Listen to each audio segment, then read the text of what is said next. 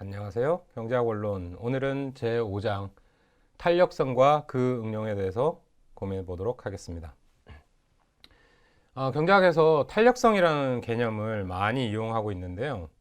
탄력성이 왜 중요한지, 그리고 어떤 식으로 구할 수 있는지, 그리고 그 응용점은 무엇인지를 한번 살펴보도록 하겠습니다.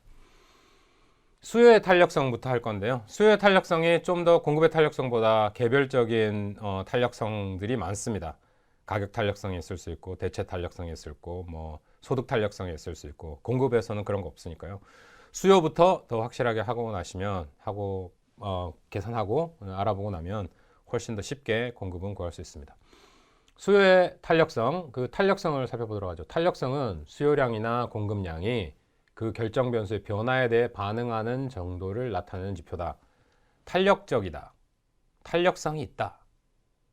탄력성, 일러스티시티라고 하는데요.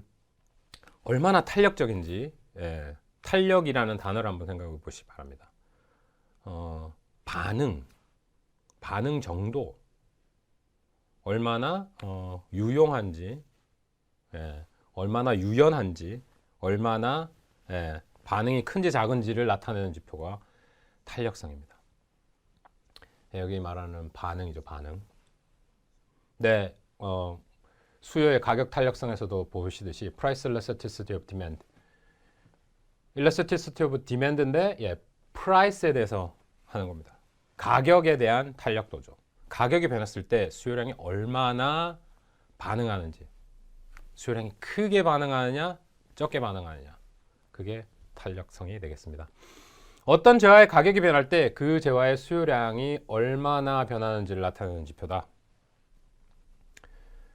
수요량의 변화율을 가격 변화율로 나눠준 수치다.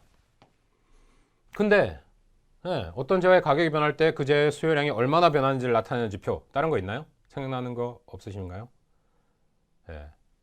수요 곡선의 기울기입니다. 수요 곡선의 기울기가 어떤 식으로 보면 그 가격이 변할 때 수요량이 얼마나 변하는지 보여주죠. 근데 문제는 무엇이냐? 왜 우리가 탄력성을 더 많이 쓰느냐? 왜 우리가 탄력성에 대해서 더 고민을 하느냐? 기본적으로 기울기는 단위에 엄청난 영향을 받습니다. 단위. 가격을 만약에 달러로 했다가 원으로 바꿨다고 생각을 해볼게요. 그러면 1,100원, 1,200원 사이를 꼽혀야 될 거 아니에요. 그러면 가격의 단위가 뻥튀기가 되죠. 그 경우에 어떻게 되느냐? 기울기가 확 바뀝니다. 문제죠. 어떤 데이터에서는 천을 한 단위로 사용했어요. 아니면 킬로미터, 미터, 센티미터, 밀리미터, 단위가 다르죠. 100배, 1000배 이렇게 커집니다. 그럼 1000배 작아지거나 반대 방향으로 단위를 바뀌면, 그럼 단위가 그렇게 바뀜에 따라서 기울기도 엄청나게 변하는 거죠. 1000배가 더 평평해질 수도 있습니다. 그런 문제를 막기 위해서 가격 탄력성을 씁니다. 어떤 가격이든지 매저를 어떻게 했든지 유닛이 어떻든지 단위가 상관없어요. 탄력성은 똑같이 나옵니다. 그런 의미에서 탄력성을 많이 쓰고 있고요. 탄력성을 변화율의 비율, 그죠? 수요량의 변화율을 가격의 변화율로 나눈 수치다. 이거는 단위에 연관을 받지 않는, 단위에 상관이 없는 그런 수치가 되겠습니다. 그래서 우리가 탄력성을 많이 쓰죠. 수요의 가격 탄력성과 그 결정 변수, 수요의 가격 탄력성입니다. 수요는 몇 가지 탄력성을 가지고 있어요. 몇 가지 탄력성을 우리가 측정하고 있고요. 그 수요의 가격 탄력성은 어떤 것들에 대해서 영향을 많이 받느냐? 대체재, 밀접한 대체재의 존재. 대체재가 많을수록 탄력적이다. 무슨 말일까요? 대체재가 많아. 대체재가 많은 경우에 가격이 조금 올랐어요. 그러면 내가 이 재화를 수요하지 않고 수요량의 이 재화의 수요량을 확 줄인 다음에 다른 재화로 대체하는 겁니다. 커피와 차에 대해서 나는 별로 선호가 별로 없고 둘 다 똑같아. 근데 커피 가격이 올랐어요. 수요량을 확 감소시키고 차의 수요를 늘리는 거죠. 거기에 맞춰서. 밀접한 대체제가 존재하는 경우에 엄청나게 탄력적이게 된다. 그 다음에 필수품과 사치품. 필수품은 비탄력적이고 사치품은 탄력적이다. 왜 그럴까요? 필수품은 가격이 올라도 사야 돼요. 꼭 필요하니까. 사치품? 가격이 조금 올랐어. 아, 그거 안 사. 가격 떨어졌을 때, 다음에 세일할 때 사야지. 사치품은 탄력적인 반면에 필수품은 비탄력적이다. 시장의 범위, 재화의 범위가 좁을수록 탄력적이다. 우리가 뭐 농산품 아니면 그냥 컴퓨터 이렇게 크게 보면 크게 볼수록 탄력성에 영향을 받는다는 거죠. 네, 애플, 맥북, 프로 뭐 이렇게 하나를 딱 집어서 얘기하면 범위가 좁을수록 더 탄력적이라는 겁니다. 그것의 가격에 대해서 민감하게 반응한다는 거죠. 시간, 네, 장기적일수록 더 탄력적이라는 건데요. 뭐 수요, 휘발유 가격이요. 휘발유 가격이 올랐어요. 오늘 당장 나 차를 타고 어딜 가야 되는데, 예, 차 안 타고 갈 수 있는 방법도 있겠지만 어떤 경우에는 차를 이용해야 되는 경우에 휘발유 가격이 올라갔다고 해서 그냥 차를 버리고 갈 수는 없잖아요. 그래서 비탄력적인데 오늘 당장의 휘발유 가격의 변화. 근데 아주 오랜 시간 휘발유 가격이 계속 오를 거라고 믿고 있어요. 그러면 우리는 어떤 소비를 해야 됩니까?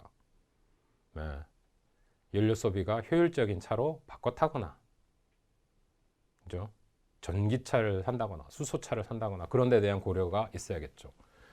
장기적일수록 휘발유 수요가 탄력적입니다. 가격 변화에 대해서 나의 소비 패턴이 확실하게 바뀌겠죠. 그게 수요의 가격 탄력성과 그 어떤 변수 관계에 대해서 살펴봤고요. 수요의 가격 탄력성 계산법. 수요량의 변화율을 가격의 변화율로 나눈 수치다. 절대값을 사용한다. 이 교과서에 따라서 좀 다른데요. 어떤 교과서는 절대값을 사용하지 않고 그냥 여기서 나온 가격을 변화를 씁니다. 그런 경우에 수요의 가격 탄력성에서만 문제가 있어요. 수요의 가격 탄력성에서는 항상 음으로 나옵니다. 절대치를 이용하지 않으면. 그래서 문제는 뭐냐면 탄력적인 게 숫자가 더 작게 되죠. 마이너스가 붙었으니까. 근데 절대값을 사용하면 그런 점에서 직관적으로 좋습니다. 왜냐하면 탄력성이 커지면 탄력적인 거니까요. 그죠? 숫자가 커지면 커질수록 더 탄력적인 거고 작으면 작을수록 비탄력적인 거고. 그래서 절대값 사용하는 걸 저는 추천을 드립니다. 아니면 그냥 마이너스를 앞에 붙이면 돼요. 항상 디맨드 커브는 우하향하기 때문에 음의 값이 나옵니다. 원래의 공식을 이용하면. 근데 절대값을 사용한다고 그렇게 되어 있고요. 근데 탄력성을 계산하는 데 있어서 변화율의 비율을 얘기했는데 이 맨큐의 교과서에는 특히 중간점 이용한 탄력성 계산법을 쓰고 있습니다. 호탄력성이라고도 얘기하죠. 변화량의 중간점을 나누어서 변화율을 계산한다라고 되어 있습니다. 원래는 요 부분 다 빼고 이렇게 돼 있어요. 그러니까 여기는 P1, P2 더해가지고 평균을 했죠. 두 변화의 중간점을 이용하는 겁니다. 변화량의 중간점. 근데 그냥 원래 점 탄력성이라고 얘기하는데 점 탄력성은 그냥 기준치의 숫자를 이용하는 경우도 있습니다. 근데 앞으로 설명할 그래프나 그 교과서에도 이 부분이 중간점 이용하는 방식으로 돼 있어서 이 공식을 사용했고요. 이렇게 한번 처음 살펴보도록 하겠습니다.